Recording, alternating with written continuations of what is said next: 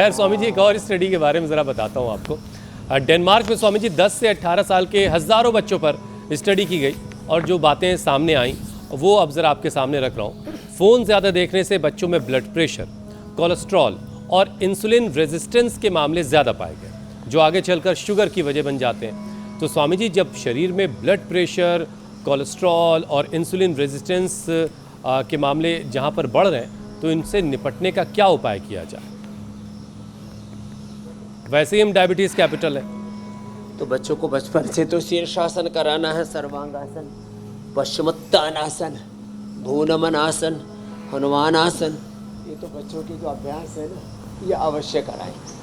और ये हमारे डेली का भी रूटीन है कि हमें एक बार सूर्य नमस्कार, दंड बैठक, भुजंगासन ये रूटीन में ही कर लेते हैं। अब छोटे छोटे बच्चों को ये जो स्ट्रेस बढ़ रहा है, छोटे छोटे बच्चों में स्ट्रेस है।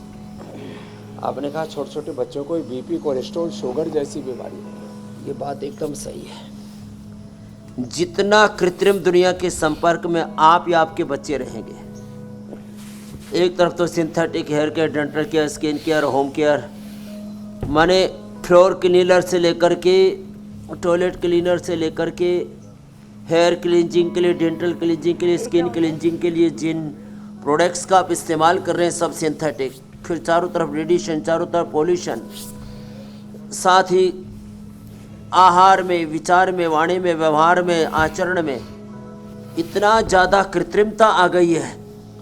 अब रोज बच्चों को कम से कम मंडूकासन, पवन मुक्तासन, और बच्चे तो थोड़े हेल्दी और थोड़े फ्लेक्सिबल होते हैं, तो वो मंडूकासन की तरह योग मुद्रासन भी ऐसे कर सकते हैं। ये योग मुद्रासन है, ऐसे ऐसे।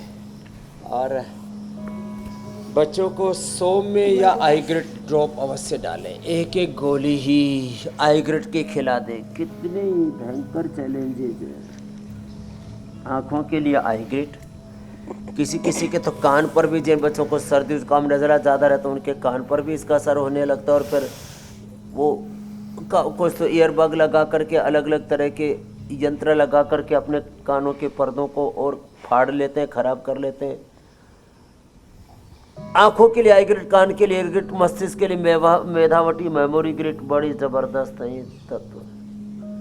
दिल के ऊपर बुरा असर पड़ता है तो बच्चों को तो अर्जुनारिष्ट पिलाने से, हृदयामृत एक एक खिलाने से बात बन जाएगी। हार्ट पर भी बुरा असर आता है, इम्यूनिटी बच्चों की कंप्रोमाइज़ हो जाती है। उसके लिए इम्यूनोग्रिट बच्चों को भी दें। ज़्यादा ही कमज़ोर हो गए तो स्वामी जी अभी आप या कुमार कल्याण रस बच्चों को 1 से 2 ग्राम। स्वामी जी अभी आप तुरई और टिंडे खिला रहे थे भाई, और इधर पापा का बर्गर खाने का मन है, मम्मी पिज्ज़ा मंगवा रही हैं, तो बच्चा जो है वो तुरई कैसे खाएगा? ये स्वामी जी इतना विरोधाभास मामले में है। ये बच्चे तुरई खाएंगे, लौकी खाएंगे, जैसे हमारे पतंजलि के बच्चे ना करेला से लेके लौकी, तुरई, परवल, टिंडे सब खाते और एक बार भी बर्गर पिज्ज़ा नहीं मांगते। ये तो हम अपने बच्चों के दिमाग की प्रोग्रामिंग कैसे करते। एक शब्द है मेरे भाई हुसैन जी, जी जी, अमित जी, ज्योत्सना जी, देखो ये बात एकदम, मीनाक्षी जी, सब अपने बच्चों को भी देख रहे हैं। देखो बार बार एक बात याद रखनी चाहिए, हम अपने बच्चों का ब्रेन का प्रोग्रामिंग कैसे कर रहे हैं, मानस निर्माण कैसे कर रहे हैं। ब्रेन का प्रोग्रामिंग बहुत महत्वपूर्ण है। सारा खेल जिंदगी में दिमाग के, ब्रेन के प्रोग्रामिंग का है। किसी को सत्ता में, संपत्ति को पाने में सुख मिल रहा है और कोई उसको त्यागने में सुख मान रहा है। ये सब क्या है?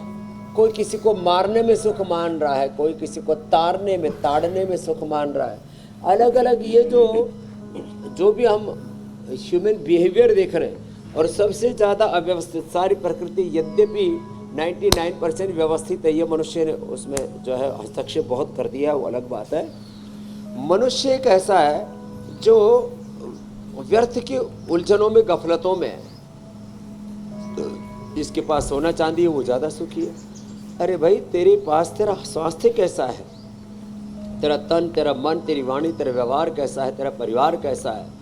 सोना चांदी के चक्कर में पड़े हुए, बड़ी बड़ी गाड़ियों के चक्कर में पड़े हुए, तो ये सारी जो भोगवादी प्रवृत्ति है, तो माता पिता को संयमी होना पड़ेगा, विवेकी होना पड़ेगा। जब बच्चे हमारे यहाँ पर हमें देखते हैं, अपने बड़े गुरुओं को देखते हैं, तो एक भी बच्चा हमारा बर्गर की, पिज़्ज़ा की, मोमोज की डिमांड नहीं करता।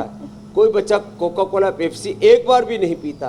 तो ये आपने सही कहा है कि माता पिता को सुधरना तो पड़ेगा। केवल बच्चा पैदा करने से माँ बाप नहीं कहलाते, ऐसा आचरण करे माता पिता, बहुत ऊंचा शब्द बोल रहा हूँ, ऐसा आचरण करे जिसका अनुकरण करके आपके बच्चों को प्राइड की फीलिंग हो।